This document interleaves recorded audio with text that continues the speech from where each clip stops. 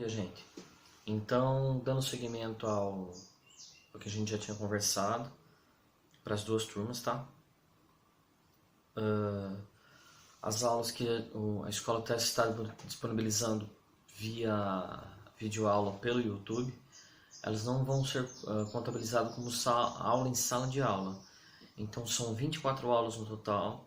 Teve esse período agora de quase 30 dias que a gente vai ficar sem aula. E isso vai contar lá para frente. Então vai estender o curso um mês ou mais. A gente não sabe quando nós vamos voltar a ter atividade normal. Depende muito da regulamentação do Estado, tá? É um decreto do Estado, então ele decretou quarentena até dia 22, ele prolongou por mais 15 dias. Então nós vamos ter que cumprir isso daí. Tem alguma previsão de volta? Não tem como afirmar, tá, gente? Infelizmente não tem previsão de volta.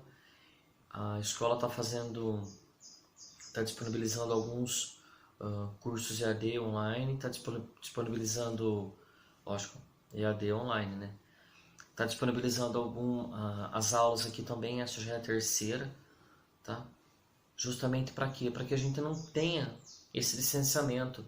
Escola, professor, escola, aluno, aluno, escola, para que a gente fique tudo mais ou menos meio alinhado, para que ninguém perca o interesse, porque chega uma hora que realmente a gente perde interesse e não é isso que a escola quer. A escola quer estar o mais próximo possível do aluno. Tem como suprir a aula em si? Não tem como. Então nós vamos ter que ter aula em sala de aula. Essas aulas vão ser contabilizadas? Não.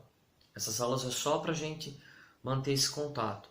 Então eu estou aproveitando essas aulas para a gente resolvendo o estudo que nós fizemos. Não tem como começar conteúdo novo, tá?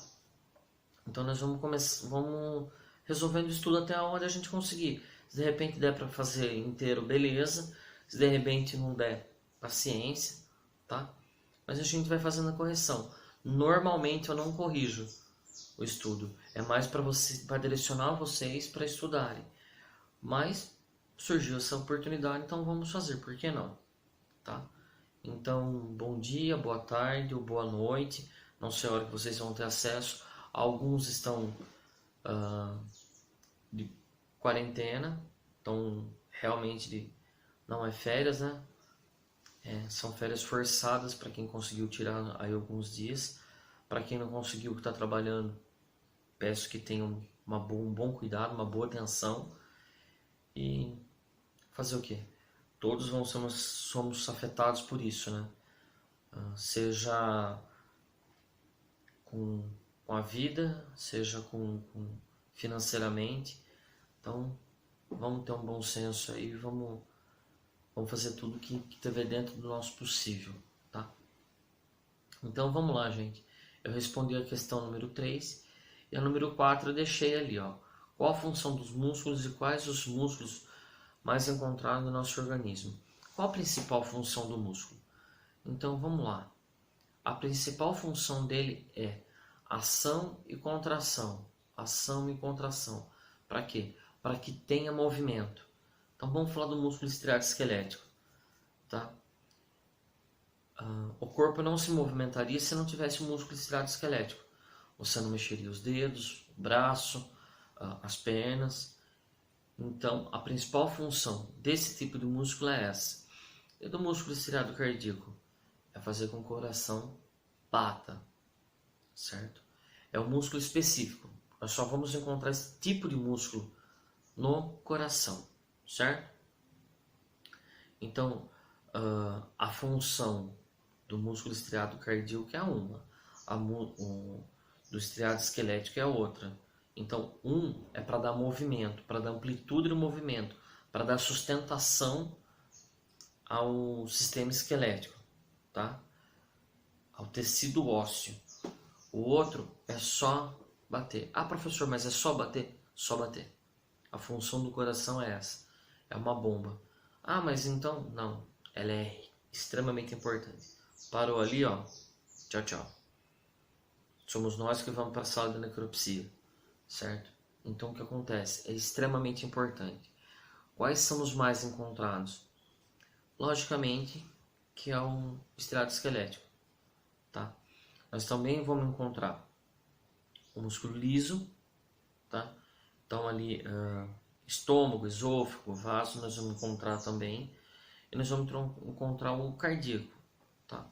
Mas assim, quais os mais encontrados? Pode citar os três, tá?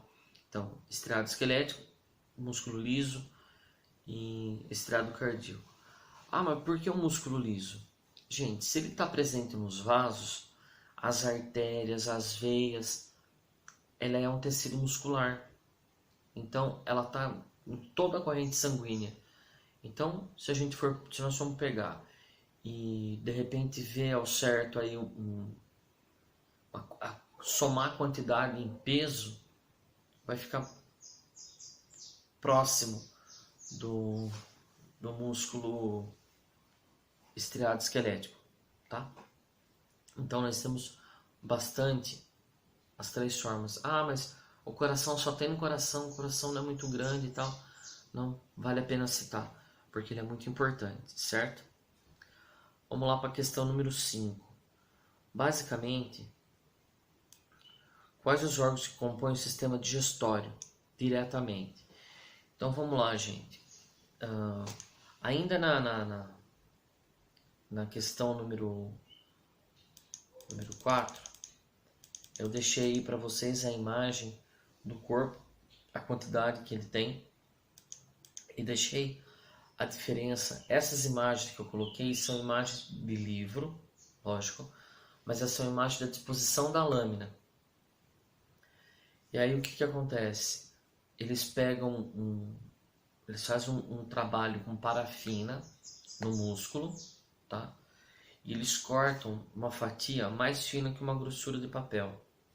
E eles envolvem os dois lados. Vamos pegar esse pendrive aqui como se fosse o tecido que eles cortaram. Então uma máquina parecida com a máquina que corta frios, tá? Não é a mesma coisa, tá? Só para vocês terem uma ideia. A máquina que corta lá o presunto, a mussarela, o salame e tal, você vai e fatia. É como se fosse aquilo lá, mas uma fatia muito fina, mais fina que uma folha de papel. E eles fazem um trabalho com uma parafina. A parafina fica dos dois lados. Ela fica envolta. Para quê? Para fazer com que isso daqui, esse tecido aqui, ó, não tenha contato com o ar. E ele não perca a sua função. Qual é a função de informação? Então não vai deteriorar. Então ele sela ali com parafina dos dois lados. A parafina incolor não vai atrapalhar a visualização. E depois aquilo ali é aplicado em cima de uma lâmina e é levado ao microscópio. Então essa imagem, lógico, é uma imagem ilustrativa, não é uma imagem de lâmina real, mas é uma imagem criada no computador para o aluno ter uma ideia de como é a imagem dos músculos, tá? Então, respondendo ali a outra questão, nós vamos falar aqui um pouquinho do sistema digestório. Então, eu perguntei, vamos voltar aqui, número 5. Quais os órgãos que compõem? Então, nós vamos colocar lá, ó. No slide número 7, tá falando aqui.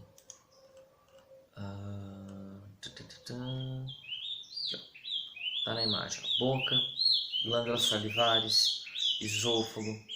Então tem uma série ali. Embaixo tá um pouquinho melhor explicado, tá? Apresenta as seguintes porções: boca, faringe, esôfago, estômago, intestino delgado, intestino grosso e ânus. O que acontece? Isso faz parte do sistema digestório como um todo, tá? Ah, professor, mas embaixo tem uma observação, prestem atenção. Observação: a vesícula biliar e o pâncreas, junto com a bile e o suco pancreático, participam da digestão, sem compor o sistema digestório. O que acontece? Ela funciona de modo indireto. Então, o que produz a bile é o fígado. Então, o fígado está aqui, a bile está embaixo aqui, ó. Escondidinho aqui embaixo aqui dele. O fígado está aqui. Ele produz a bile, mas ele não armazena a bile. A bile é armazenada na vesícula. E aí o que acontece? O fígado está participando da digestão. Ele é o órgão que participa da digestão. Chega uma hora lá, indiretamente ele participa. Vocês vão entender o porquê indiretamente. Chega uma hora que o estômago tem uma quantidade excessiva de gordura. Aí o que acontece? Ele envia uma informação para o fígado. O fígado estava participando até aquele momento? Não. Ele fala, ó, eu preciso de bile. O que ele vai fazer? Ele vai acionar a vesícula que está embaixo dele. E a vesícula vai secretar para o estômago uma quantidade de bile. Então ele estava participando até então? Não. Se a pessoa fizer uma ingestão só de fibra, não vai aparecer. Ele não vai. Mas a partir do momento que tenha gordura, ele vai mandar para lá. Ah, qual tipo de gordura? Qualquer uma. Seja gordura vegetal, seja gordura animal, qualquer tipo de gordura. Tá? Ah, eu comi um queijo, eu comi um iogurte, eu, sei lá, usei uma margarina, que é vegetal. É uma quantidade de gordura e ele vai fazer essa função para emulsificar a gordura. Tá? Então a vesícula biliar está embaixo aqui, ó, tá? E o pâncreas, eles vão fazer o quê? Por que eles vão trabalhar indiretamente? O pâncreas ele é acionado toda vez que você come. O pâncreas ele é acionado porque além de ele ter a produção de insulina para ajudar, ele também produz suco pancreático, que ajuda no sistema digestório. Tá? Então é extremamente importante isso daí, que vocês tenham consciência que alguns órgãos participam diretamente, alguns órgãos não. Mas se nós formos ver ao certo, ah, professor, são só esses órgãos que colocou aqui, faringe, esôfago, estômago, intestino delgado, intestino grosso e ânus. Não. Ó, nós temos as glândulas salivares. Sem a saliva é impossível você comer, engolir alguma coisa. A própria boca. Você tem que mastigar. Mastigando você faz todo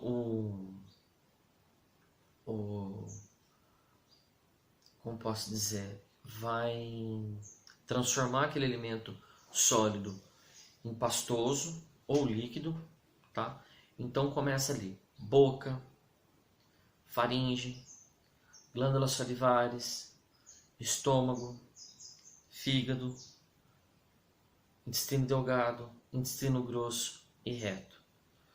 Qual que age indiretamente? Indiretamente, a vesícula biliar e o pâncreas.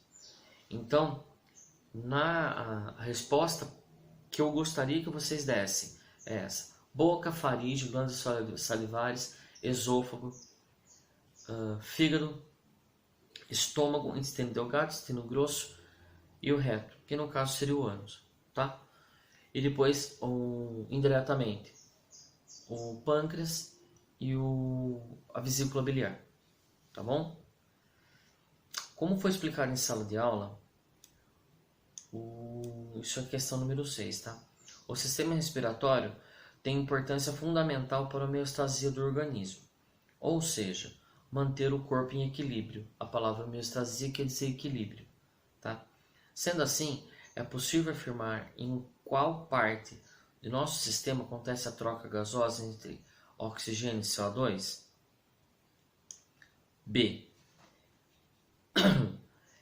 Em um caso de morte por afogamento, como vimos do Joseph Mengele, é possível afirmar antes de se realizar uma necropsia que os pulmões se encheram de água? Justifique sua resposta.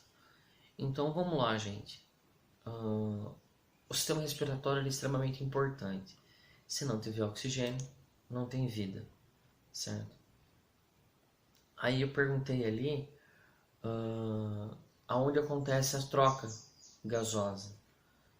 Eu não perguntei quais os órgãos que compõem, não perguntei nada. Por enquanto eu perguntei o quê? Perguntei aonde tem a troca gasosa. É importante que vocês tenham isso. A troca gasosa ela acontece nos pulmões. Você solta o CO2, inspira e respira o oxigênio, tá? Mas não só ali. Lembra que lá nos capilares, lá no finalzinho dos órgãos, do tecido, tem a troca gasosa? Entra o oxigênio, ele vai sendo deixado pelo caminho e as moléculas de CO2 vão colando nas hemácias. Quando chega lá no final, na hora que ele faz o retorno, ele só traz o CO2. Então acontece em duas partes, nos pulmões e nos capilares. A resposta certa é nesses dois lugares, tá?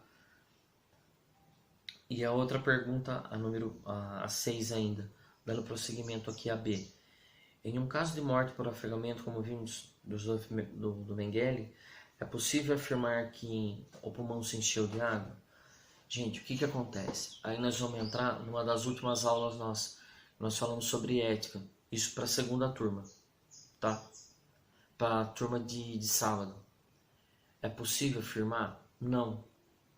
Não é possível afirmar. Nós estaremos sendo o quê? Antiético. Porque antes de fazer a necropsia, nós não temos certeza 100%. E o sistema respiratório, ele tem uma característica muito, muito, muito importante. Então, o local chama epiglote. Ele realmente parece um desvio.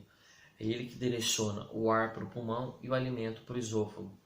O que acontece? Quando a gente toma algum líquido, a gente engasga com a própria saliva, a gente tem o hábito de dizer, desceu para o lado errado. Realmente, ela desce para o lado errado. E a capacidade pulmonar nossa é tão forte que a gente consegue expelir aquilo ali. Tá? Vamos dar exemplo de uma criança. A criança ela pode morrer afogada, não quer dizer que ele engoliu necessariamente. Tá? Engoliu uma quantidade de água e morreu afogada. Eu disponibilizei uma imagem uma vez que a criança morreu engasgada com metade de um amendoim. Parou. Entrou pelo local errado, entrou por respiração. Provavelmente essa criança comeu e respirou junto, entrou pelo lado errado. O bebezinho acabou falecendo, tinha 1 ano e pouquinho que eu li na reportagem. Então, é possível que o pulmão se enche de água? Não. Professor, como não? O que acontece? Essa epiglote, a hora que a pessoa entra em pânico, principalmente quando ela está na água, não sabe nadar ou aconteceu alguma coisa, ela vai fechar a passagem do ar. Então a pessoa, provavelmente, ela morre. Muitos casos acontece da pessoa morrer e não ter uma gota de água no pulmão. Ela morreu por falta de oxigênio. Então fechou a glote, mesmo que ela tente respirar, ela não vai respirar, ela não vai conseguir respirar. Ela vai consumir o oxigênio que tem dentro do pulmão, o oxigênio que ainda tem nas células, que ainda está circulando dentro dela. Parou, acabou. Faltou oxigenação aqui, já era, certo? Isso acontece demais. Então, é possível afirmar? Não. Sem necropsia, não é possível afirmar que foi encontrado água no pulmão. Tá bom? Então, na próxima aula, a gente continua aqui, ó, da número 7, tá? Peço que todos tenham cuidado, quem for trabalhar. Quem não for, fique em casa, não saia. Esse vírus não é brincadeira, tá? E se cuidem. Quem tiver que trabalhar, infelizmente, se cuide em dobro, tá? Um abraço, um beijo, fiquem com Deus.